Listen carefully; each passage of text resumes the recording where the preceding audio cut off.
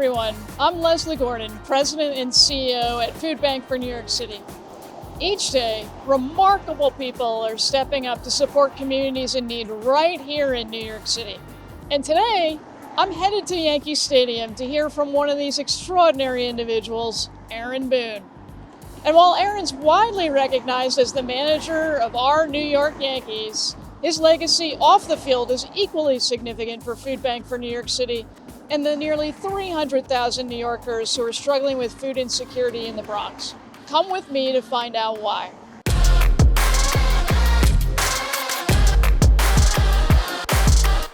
Hey, Aaron. Hello. Nice to be with you. Yes. So, everybody who knows you as the manager of the Yankees, but obviously you had a life before the Yankees and the manager of this beloved team. Tell me a little bit more about what that was like. Well, my story in a lot of ways, though, begins and ends with baseball. So I come from a baseball family, so I grew up in this game, grew up in a clubhouse. My grandfather played in the major leagues, my dad, my brother. So baseball is an important part of our life. I've lived on both coasts as a kid, in Jersey as a little kid, and Southern California. Went to USC, and now we're back on the East Coast. I have 4 kids, 3 of which are now in college. Nice. And kind of have become entrenched now in the New York area, obviously with the Yankees. We're glad to have you here in New York, obviously, as a neighbor. So, Aaron, in life, I suspect you've faced a fair amount of challenges. When you think about those, what are some of the biggest challenges that you've faced, and how did you move through that? Well, look, I think anytime, I come from a pretty big family, so anytime you deal with, health issues, big things that affect life and death and those kind of things. Those are always impactful things that happen to you over the course of your life. You deal with failures and success in your livelihood, whether it's managing the Yankees, wins and losses, and ups and downs. No one's immune from adversity in their life, no matter how great or poor it looks from the outside. We all have our challenges and our adversities that we face, and I think a lot of times, I tell our team all the time, how you handle adversity, certainly says a lot about your character and you as a person, but really embodies how you're going to come through those adversities, is how you deal with those. And whether it's family, whether it's my team, we try and address those things all the time. It's a great opportunity for learning, right? I can think back to some challenges I've had, both on the personal side and at work, and they tend to be the biggest and best growth moments. No doubt. That I carry with me forever. Yeah. I mean,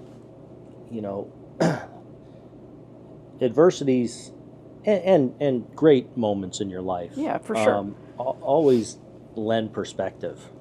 And, one of the things I used to do when I was playing, and we'd be flying into a city, and I would sit on the window seat and look out the window of the airplane, and whether I was flying high and thought I was great, or I was in a really tough place, work-wise, or struggling or going through something, you kind of look down at everything, and it's like, well, I don't think small, that many right? people care that much about what's going on. So you try to have that perspective, and especially then when you deal with life and death situations, serious health issues, somebody close to you going through something really difficult, it lends perspective on, for me, like, it's easy to get wrapped up in my job as Yankees manager, and that's my livelihood, and you pour so much into that. Sure, yeah. But there's things all the time in life that come up that lend perspective that, it's a game at the end of the day, and sometimes you got to remind yourself of that. Yeah, that's great advice for me too at Food Bank for New York City. So you've gone from player to coach. What do you love about being a coach the most? And if you think back, and I'm sure you've got a lot of these, what are some of the stories about what you've coached some of your players to do that are the most memorable? Yeah, so, now as a manager and as a coach, you're obviously older than the players you're dealing with. So in Sure. a lot of ways, you have that perspective or hopefully some wisdom that you're able to offer a guy that you were in their similar position 10, 15, 20, whatever years ago. So there's a level of the ability to be able to relate to what people are going through. And hopefully your experience and things you've gone to, and again, hopefully you're able to impart some wisdom on them that maybe help them in their career and their performance on the field, which you're always trying to impact, but also, something they may be challenged with in their life or something that's going on in their life that you can be hopefully a voice of reason or I try and hopefully offer a consistent presence emotionally to these guys all the time to where they can trust that whatever advice I may be giving that to them is coming from a good place. And you work all the time to try and develop those relationships so that you can have meaningful impact on people, whatever they may be going through, some great moment in their life or a challenge. Yeah, that makes a lot of sense, and it really resonates with me. I consistently tell my entire team at Food Bank for New York City that we need to remember that people bring their whole selves to work. Yes. Right? People don't compartmentalize. No, right? And that's the thing in leading the team is, we have 26 players on the roster at a given time, several more that are, maybe injured, coaches, support staff. So in our traveling every day, people we're dealing with, it's, I don't even know what the number is, but it's well north of 50 people probably and up around 100 people. I don't know what the number is, but as much as 162 games, New York Yankees, all that's on the line each and every day. We're playing for a lot, and it's everyone's livelihood. People are going through different things, and you've got to be aware of those things as manager, in helping to hopefully facilitate everything that's going on within the organization, but also being sensitive to what's going on with a certain individual at a given time. I'm of the mind that the more that you lean into that and help people have a sense of being comfortable and being authentically and fully themselves, the better that they're likely to perform at work. And I bet that's the case for people on your team too. Yeah, I think if you can invest in people and earn people's trust because you've invested time in them or getting to know them, inevitably you have, like you said, you have the chance. It's easy to give people good news sometimes or tell people how well they're doing at different times. But conversely, when they're going through something challenging or you've got to challenge something, say as a coach, when there's a relationship built in there, you have a chance to move that needle because they know it's not me just beating down on them. It's somebody that you actually has shown they care about them. Yeah. But it's my job to get more out of you. I appreciate that. I'm with you.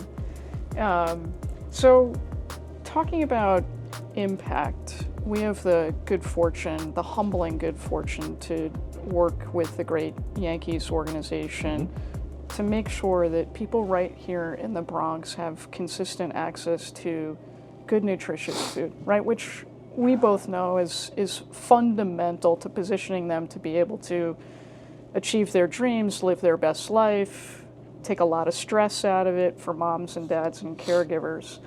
And we have an opportunity, our entire team, to work with a lot of people on a regular basis. You're a little unique.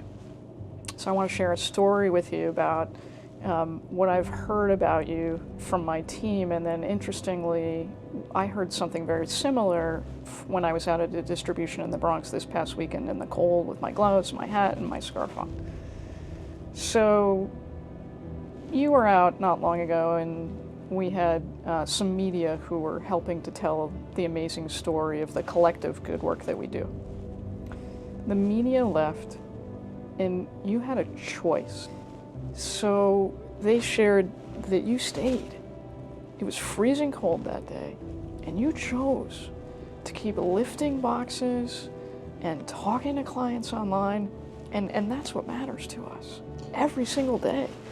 And so then this past Saturday, I'm out in the field with another good friend of ours who very quietly gives of himself and makes sure that the whole cadre of people who he works with on a consistent basis are out with him every time he does it. Brought, gifts and toys and food. And there's a guy standing aside with two women, interestingly, in uniform from the 44th precinct. And he said, "Aaron Boone's amazing." And I said, "Oh, tell me more." And so he looked me in the eye and he told me the exact same story that my staff told me. He said, "I watched. I was out there. And gosh, Aaron, I mean, thank you so much." Well, thank you. Thank you. Some of my family members might argue that I'm not as great as the picture you're painting. But look, I talk about perspective. You have perspective of we're all in this thing together. Yeah, for sure. We all have our strengths, our gifts, our weaknesses, and being someone, for me, I have an opportunity to be able to give back. And when I was I talked to Brian Smith with the Yankees about I want to do something in our community that can impact small thing. So this has become a yearly tradition to be able to take part in this and to be able to give back in this community that we go to work in every single day. My family's got to experience on different levels these events. Nice, yeah. And to be able to, at the end of the day, it's very humbling to be able to go make a small difference on a given day or in a given time of year as we go through this holiday season. It's a way to do something small that is also impactful, and that's a gift. That's not me. That's I've been given a gift to, be able to share and hopefully give back in my own way, in a small way, and that's all it is. But I thank you for that. I'm glad people see that, and certainly you want to model that to your kids. Yeah, for sure. I mean, we all want to lead. And the Yankees do a fabulous job at that, as do you. What would you want, other than what you've shared with us today already, what would you want people to know about why it's important to, work with Food Bank for New York City, help feed people? Of course, we're sitting and talking in the Bronx, which has some of the worst statistics in the United States. 1 in 3 kids. It's got the worst child food insecurity statistics of any community anywhere in the United States. But what would you want people to know about why it's important to give back and do this good work? Because it's a small way that you're helping uplift a community too. Like you said, how important it is for basic needs to be met, for people to be able to achieve their goals, which serves us all well. When more people are thriving or have a chance to be real contributors to society, we all benefit from that. And I certainly feel, and I hope others that have been blessed with amazing things and opportunities in this life, that hopefully you feel that need to also give back on whatever level. And so many people do so many good things. I'm so excited that I got to team up with you guys, several years ago, and it's been something that, has been something that I've seen the impact on the ground. Yeah. You see, and there's a selfish component to it too, where you see you're getting to help on a small level someone that may be going through something that they're struggling with, or that is a real basic need that many of us sometimes take for granted. And to be able to have a small impact on that, especially this time of year, that's a privilege. The Yankees are a hero and have an amazing legacy of just being a champion to so many people.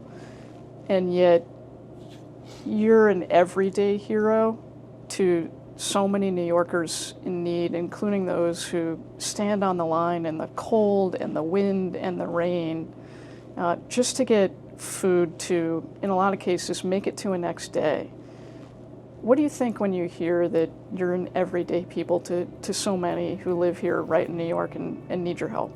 I mean, it's humbling. In some ways, I think it's crazy that I don't view that as a hero. I am proud that I work for an organization that I've gotten to witness. This is my 8th year coming up as manager, that is invested in the community, is invested in so many different areas, making a difference. And as far as, somebody coming through the line, not only, again, there's a selfish component to this to where you can tangibly see, like, man, you're making a difference in somebody that may be struggling. But there's the added benefit. You hope that, people at different points come out of some of these struggles and also pay that forward and are able to give back in their own way. Again, we all have gifts that we've been blessed with that, and hopefully, as human beings, we take advantage of those gifts, and everyone's different, to be able to, touch the people, in our communities. Makes so much sense to me. We love that you took the time. We know you're a busy guy. You've got a lot going on here with the Yankees organization. Everybody's excited to see what happens for you this season. Thank you. Including you. Yes, that's right, including me, definitely. Aaron, thank you so much. Nice to meet you. It's been a pleasure. Yeah. Today, we often find ourselves looking up to influencers, musicians, actors, and athletes who serve as heroes for various reasons. However, here in New York City, many of these heroes we idolize and those we don't yet know are quietly moving among us, offering hope and support to our neighbors. This is what Aaron Boone represents to Food Bank for New York City and to the individuals we serve. Join us next time to discover our next everyday hero and the impact they're making in the lives of our fellow New Yorkers.